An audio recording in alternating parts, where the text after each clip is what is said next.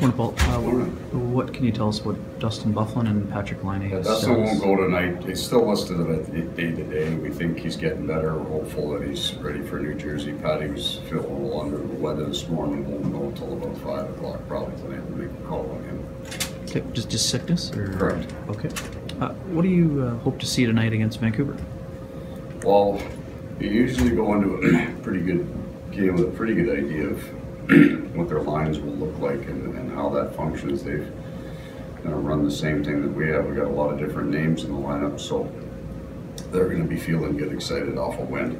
You know, that's what they're looking for now, same as us, that good feeling when a hockey game and feel good. So we expect they'll be feeling pretty good early on in this game, and we've got to work real hard to take that away from them.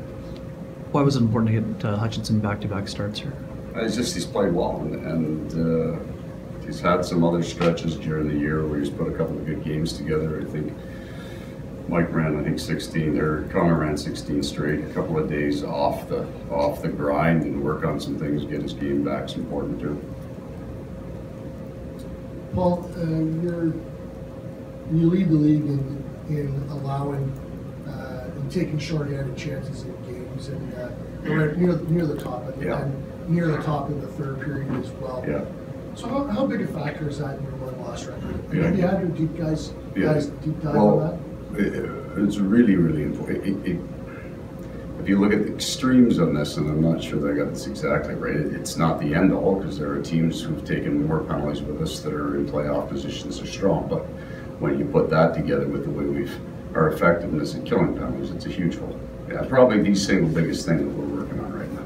Yeah, so that's the big question is that this isn't the first year that you've been in this situation. Right. How do you is it a culture thing? Like what have you've been scratching your head? No, I think it's changed. It's drastically changed. So we hacked and whacked 2 years ago and slashed and cross-checked and elbowed and ground our way through every game and yet had 99 points, because at one point in that, when all our back end got hurt and we were still taking a lot of penalties, our penalty kill was real good. We were closing in on 5th, I believe, in the National Hockey League for that.